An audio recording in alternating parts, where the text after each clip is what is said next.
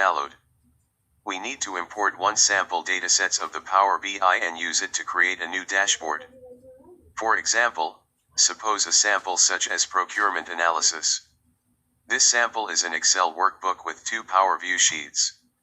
When Power BI imports the workbook, it adds a dataset and a report to the workspace. Let's see step by step.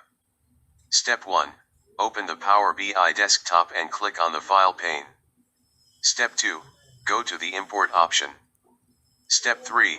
And select the Excel dataset file to import the file. Here Procuring Analysis is a file which we have to import.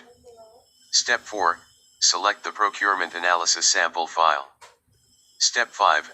And click on the Open button. Step 6. For the exercise, select the Start button. It starts Import Excel Workbook and creating Report View worksheets shown in the below screenshot. Step 7.